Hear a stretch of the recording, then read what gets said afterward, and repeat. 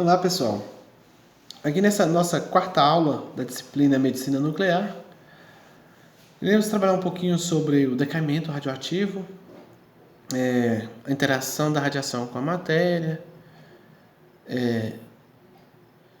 porque nós temos falado tanto da importância do TecNES 99, ter uma meia-vida de 6 horas. Precisa entender um pouquinho melhor de todo esse funcionamento desse decaimento radioativo, dessa importância de tais elementos químicos dentro da medicina nuclear.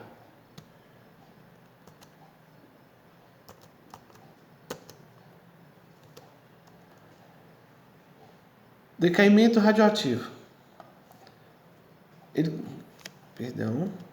Decaimento radioativo consiste num fenômeno natural em que o átomo libera energia ao emitir partículas e ondas eletromagnéticas.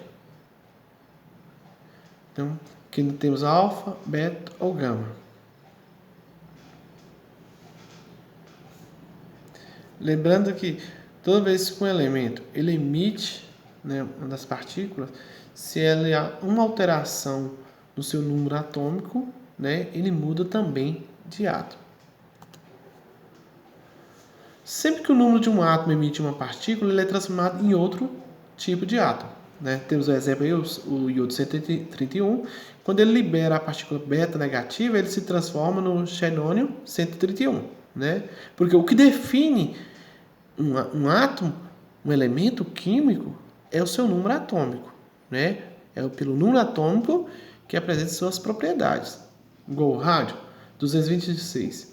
Quando ao liberar uma partícula alfa, ele se transforma em um radônio 222.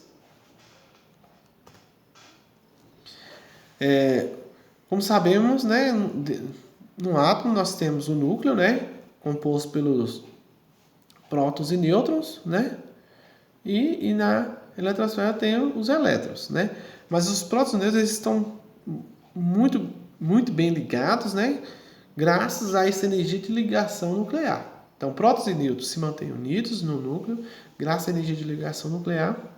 Então, com o aumento considerável do número de prótons e nêutrons, a energia de ligação nuclear passa a ser insuficiente, já não tem mais condições de mantê-los totalmente unidos.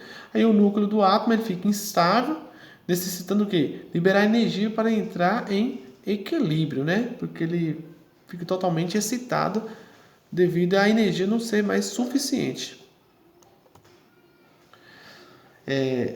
Temos aqui os exemplos, Esses são os 4 radionucleidos mais importantes, muito bem empregados dentro da medicina nuclear, Molibdênio, 99, tem seu principal decaimento beta negativo, meia-vida de 66 horas, e a energia de fotópico é de 740. Tecnésio 90 mega estável de 99, radiação gama, 6 horas seu tempo de meia-vida e 140 de energia fotópica.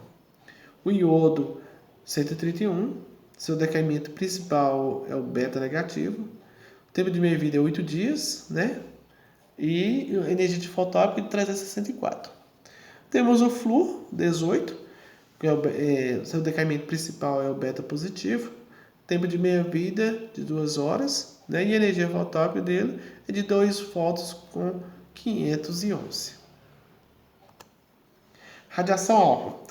Na primeira lei da radioatividade, quando um núcleo emite uma partícula alfa, há um decréscimo de 2 no número atômico e 4 no número de massa atômica, Olha aí, mais uma vez, um decréscimo de 2 no número atômico.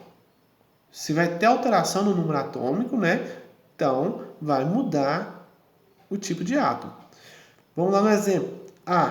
Número atômico 88, número de massa 226. Se ele fala que emite a partícula alfa, que é 2 no decréscimo de 2 no número atômico e 4 no número de massa, então que tinha um número atômico 88, ele passou para B com o número atômico 86, porque ele perde 2, houve um decréscimo de 2 no número atômico. A massa de A, que era 226, passou para B 222, Houve uma perca de 4. Então, esses são exemplos desse tipo, né, que emite a partícula alfa, é o urânio e o rádio. Radiação beta negativa, ou negatron. Tem B, um elemento, B, número atômico 86, número de massa atômica 222. Pela segunda lei de radioatividade, quando um núcleo emite uma partícula beta negativa, seu número atômico ele aumenta em uma unidade e o seu número de massa não se altera, né? Então, se B tinha 86 no número atômico, passou para C com o número atômico 87, né? E o número de massa atômica manteve, né? B com 222 passou para C com 222. É uma transição isobárica, né? Porque alterou o número atômico, porém possui o mesmo número de massa, né? Então, isobárica que possui o mesmo número de massa. São exemplos desse decaimento, o mobilênio, né, 99, e o iodo, 131. Radiação beta positiva, ou positron. Quando um núcleo emite uma partícula beta positiva, seu número atômico diminui em uma unidade e o seu número de massa não se altera, né? Então, nesse caso, é o contrário, né? Faz diminuir o número atômico. Então, temos aí o flúor com o número atômico 9 e número massa atômica 18. Ele passou a ser o oxigênio com o número atômico 8 e o número de massa 18. Também uma transição isobárica, né? Porque o número de massa se manteve. Principal exemplo, nós temos o flúor 18.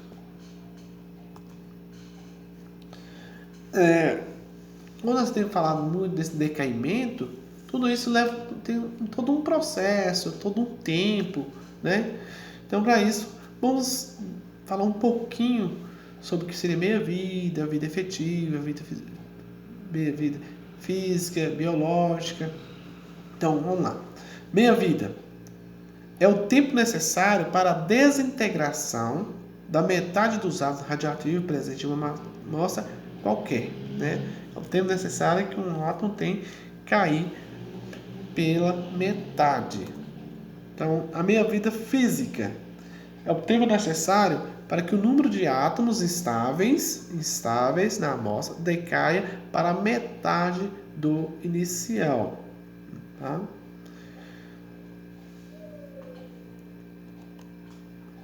Temos a meia-vida biológica.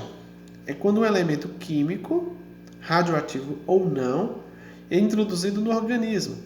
Ele sofre metabolização e é eliminado pelas vias normais, ou seja, o tempo necessário para que a metade deste elemento metabolizado pelo organismo seja eliminado, né?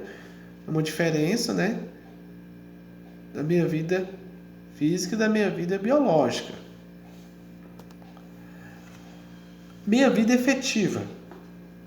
A meia-vida efetiva é a meia-vida real de um radiofármaco num sistema biológico. É dependente da meia-vida física e da meia-vida biológica, né? Temos aqui, para encontrar a meia-vida efetiva,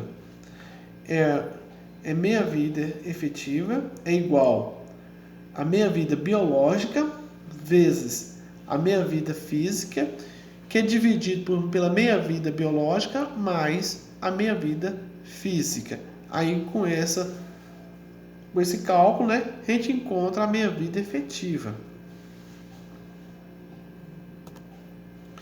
Diferença de meia-vida física da meia-vida biológica.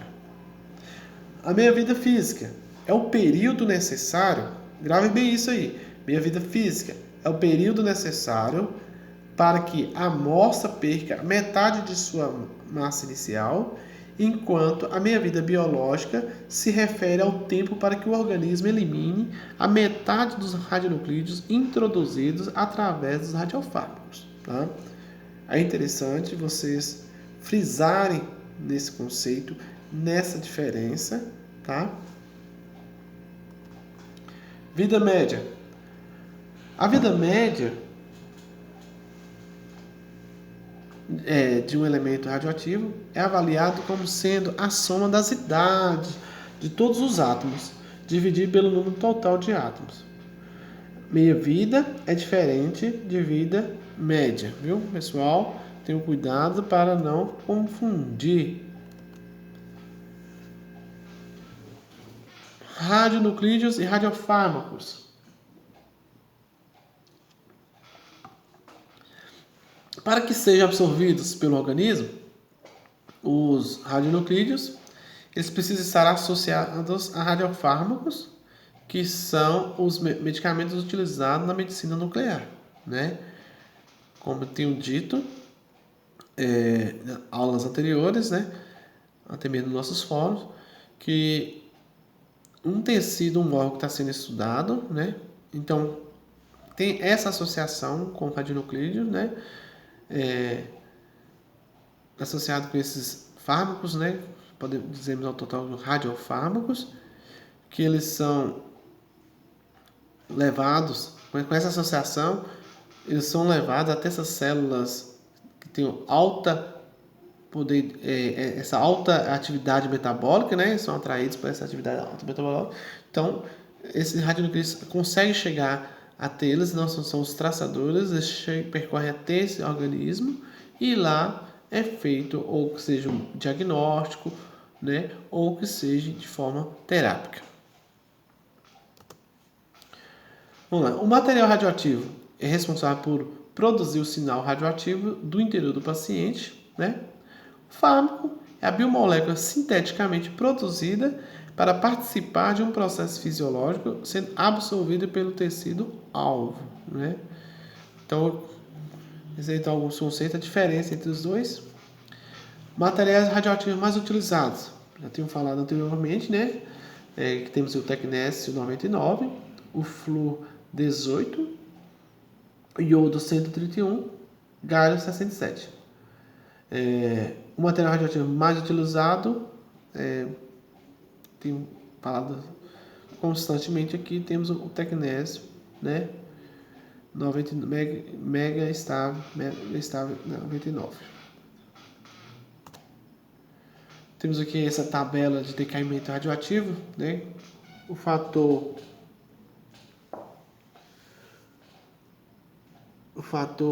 de decaimento radioativo, de decaimento do Tecnésio 99. Temos aí essa tabela. Vocês podem estar acompanhando aí, né? Sabemos que o seu tempo de meia-vida é de 6 horas, né? Seu tempo de meia-vida. E de acordo os minutos, em cada 15 minutos, podemos ver esse decaimento aí radioativo dele, né? Como em 15 minutos, né? Ele cai 0,97 e assim por diante. Pode acompanhar aí, na média de 12 horas. Os principais fármacos que são marcados com o Tecnésio 99. Os fármacos são apresentados por siglas, né? Temos o Cestamib, que é utilizado na perfusão do miocárdio, o ECD no estudo da função cerebral, o MDP na cintilografia óssea, DTPA-GHA na cintilografia renal e cerebral, DMSA-EC no estudo da função renal. Temos aí a dicida, estudo das vias biliares, o fitato da cintilografia hepática, Dextra na linfocintilografia e o MAA no estudo pulmonar, né? Então, assim, aí são apenas alguns fármacos, né? Sabemos que tem outros, esses aqui são os mais usados, né? Percebemos que cada órgão tecido, ele tem um fármaco específico, né? A ser administrado.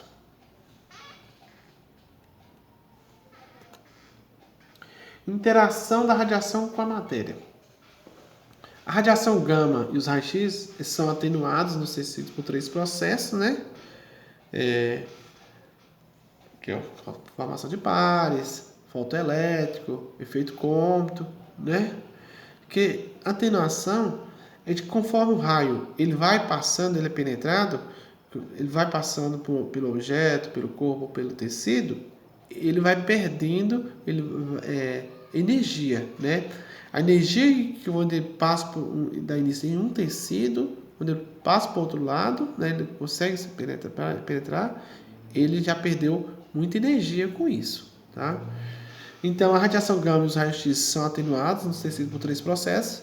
Os fótons que podem ser completamente absorvidos pelo efeito fotoelétrico ou na produção de pares. Eles podem ser espalhados, né, ou defletidos do seu caminho original pelo efeito Compton, ou fenômeno de espalhamento Compton, nos quais os fótons perdem parte de sua energia original. Na produção de pares. A produção de pares requer um fóton com energia mínima de 1,02 MeV. A energia do fóton é convertida em duas partículas, né? O elétron e o pósitron, né? As duas partículas. E como a energia requerida para que isso aconteça é muito maior que a energia usualmente utilizada no processamento de imagem, essa forma de atenuação não é importante na medicina nuclear.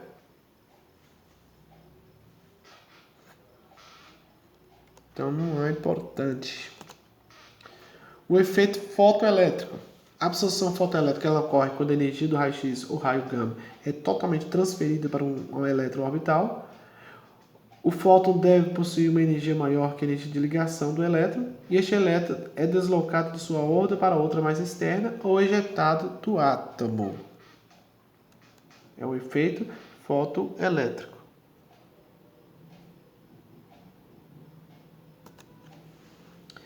Esse acontecimento é chamado de efeito fotoelétrico ou absorção fotoelétrica. Como houve ionização e o átomo ficou no estado excitado, essa excitação é eliminada pelo preenchimento da vaga criada pelo elétron ejetado por outro elétron de sua camada, e assim sucessivamente. Acompanhando esse rearranjo, né, a emissão da radiação sob forma de raio-x característico ou sob a forma de elétrons auge.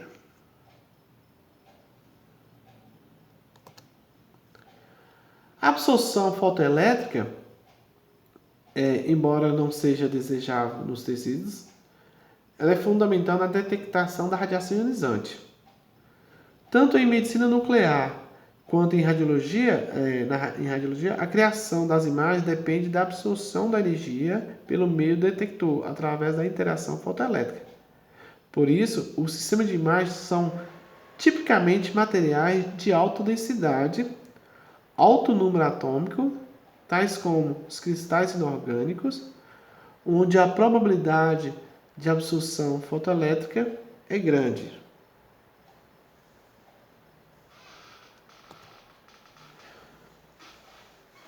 Efeito Compton. O físico Arthur Compton, estudando espalhamento sem perda de energia, certa vez ele notou uma diferença de energia entre o fóton incidente e o espalhado.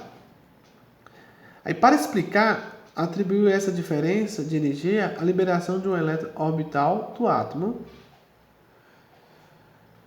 No espalhamento Compton, o fóton ele interage com o elétron fracamente ligado à camada mais externa do átomo. E em lugar de ser completamente absorvido, tal como na interação fotoelétrica. O fóton é desviado de sua direção original e continua a existir, porém com energia menor. O espalhamento Compton é o modo dominante da interação com os tecidos moles, né, para energias variando entre 30 keV e 30 keV ou 30 MeV. O significado do espalhamento Compton nas imagens clínicas é que os fótons difundidos ao chegar ao detector devem ser discriminados e não devem fazer parte da imagem. Esses fótons difundidos contribuem para a perda da resolução das imagens em medicina nuclear, né? Onde a gente chama assim de uma radiação de fuga, né? Que acaba assim atrapalhando na qualidade da imagem a qual deseja adquirir. Então, pessoal, nessa aula, né, Então é importante que vocês saibam de todo esse processo, desses conceitos, vai contribuir muito no entendimento de vocês, né? Então, se for uma parte bem teórica, que se vocês ver todo esse processo do decaimento radioativo, né? Vocês perceberam aí de tudo, quais foram os mais utilizados, o porquê, né? Igual naquele quadro lá, o tempo de meia-vida deles, né? Curto, né? Porque, assim, num tratamento, num diagnóstico, nós precisamos expor o menor tempo necessário ao paciente. O paciente ele não pode estar muito tempo exposto, né? Ainda mais na medicina nuclear, quando injetado, o paciente ingere, né, inala esse radiofármaco, então naquele processo ali ele está emitindo a radiação, né? Porém, os radiofármacos utilizados, os radionuclídeos, né? Em pouco tempo eles são eliminados, né, do seu corpo sem trazer nenhum prejuízo para o paciente ou para quem estiver próximo, né? É tanto que assim a gente não vê história, algum noticiário divulgando que aconteceu algum acidente dentro de uma clínica ou de um laboratório de medicina nuclear, né? Então, a medicina nuclear é um método invasivo, né? E totalmente seguro, até porque esses radiofármacos eles passam por um processo de qualidade rigorosamente, viu? Então, nos encontramos até a nossa próxima aula. Bons estudos!